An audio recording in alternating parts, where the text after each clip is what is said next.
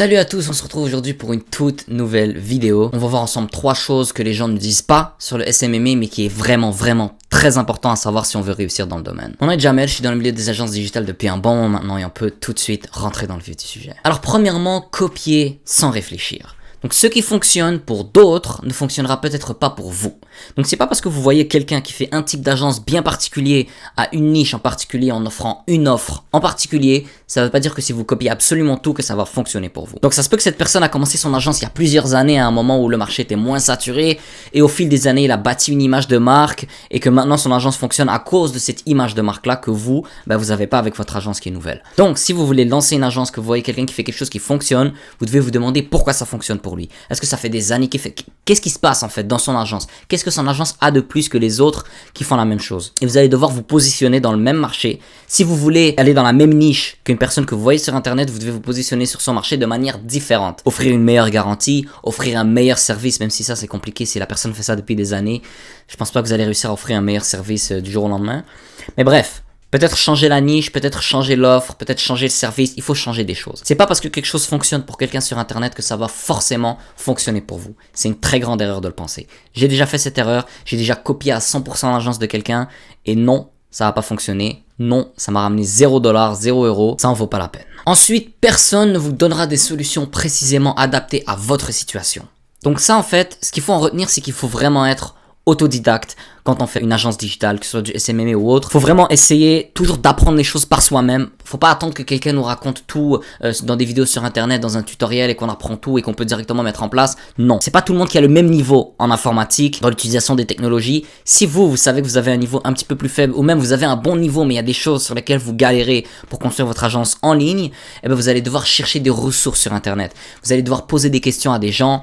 La plupart des outils qu'on utilise ont toujours une section de support client vraiment très efficace, vous pouvez avoir des réponses en moins de 24 heures, poser des questions. Tous les outils qu'on utilise, ils ont des sections de blog ou des sections d'aide dans lesquelles il y a des dizaines, des centaines d'articles d'aide. Allez consulter ces articles-là. Si vous utilisez la suite Google, avec tous les outils de Google, ils ont des milliers d'articles. Chaque petite partie de la suite Google a ses propres articles pour vous aider. Donc vraiment, si vous avez besoin d'aide dans la création de votre agence digitale, vous devez aller chercher votre aide. C'est pas les gens qui vont venir vers vous et vous aider. C'est pas en regardant les suggestions YouTube que ça va vous aider à avancer dans votre agence. Allez chercher les ressources dont vous avez besoin. Allez chercher les réponses à vos questions et c'est là et seulement là que vous allez être capable d'avoir l'autonomie nécessaire pour vraiment avancer. Donc c'est hyper important. Allez chercher votre aide quand vous en avez besoin et n'attendez pas qu'elle vienne vers vous. Ensuite, le SMMA, c'est un vrai business. Tu sais que l'acronyme SMMA, ça a l'air d'un truc, un jeu d'enfant, les gens racontent, les gens parlent de ça comme si c'était un business que vous pouvez faire fonctionner en 2-3 semaines, mais c'est vraiment pas le cas. Faut apprendre, faut mettre en place, faut foirer, faut réessayer, faut refoirer, réessayer encore. C'est pas un jeu vidéo en fait, c'est vraiment un business, vous devez répondre à un besoin dans le marché, vous devez avoir des clients, vous devez avoir un public cible, vous devez savoir à qui vous parlez, vous devez formuler des messages qui leur correspondent, qui vont résonner avec eux. C'est un vrai business, c'est un vrai business. Vous devez faire une étude de marché, vous devez savoir ce que vous faites. Vous pouvez pas juste choisir une niche parce que ça vous a l'air intéressant ou choisir un service parce que c'est la seule chose que vous savez faire et tout. Non, faut que vous offrez un service, une offre qui correspond à votre public cible. Et si c'est pas le cas, ça va pas fonctionner. C'est vraiment hyper important de garder en tête que le SMMA, c'est un vrai business dans lequel il faut se former, dans lequel il faut acquérir de l'expérience en essayant et que si on échoue, c'est normal, c'est du business, on échoue, on réessaye, on échoue, on réessaye, on échoue, on réessaye, c'est normal. Ça prend du temps, c'est un vrai business, vous allez pas réussir du jour au lendemain, vous devez vraiment en être conscient. Et aussi, il suffit pas juste d'avoir une souris et un clavier pour faire fonctionner un SMMA. Faut parler aux gens, faut faire des appels de vente, faut être bon en communication, faut être bon en vente, faut être bon à créer des offres, faut être bon à comprendre les gens, faut avoir de l'intelligence émotionnelle, savoir qu'est-ce que nos clients veulent, savoir leur offrir un bon support, savoir parler avec eux, trouver des bons mots. C'est vraiment beaucoup de communication que vous allez devoir faire. C'est pas juste un truc de j'utilise mon clavier, voilà, je tape sur des touches dans un clavier, j'utilise ma souris et je fais de l'argent. Non, vraiment pas. Il y a beaucoup de communication, vous devez être fort à communiquer avec les gens si vous voulez faire du SMMA. Et finalement, moins de YouTube et plus d'action. Pour avoir des clients, il faut faire de la pub. Pour délivrer un bon service, il faut se pratiquer. Donc à un moment donné, une fois qu'on a assez de connaissances, une fois qu'on sait un petit peu où on va, il faut savoir faire cette transition entre YouTube et l'action. Faut quitter un petit peu Internet, faut quitter un petit peu la consommation de contenu, faut quitter un peu tout ce monde et rentrer dans le monde du concret en fait, dans l'action.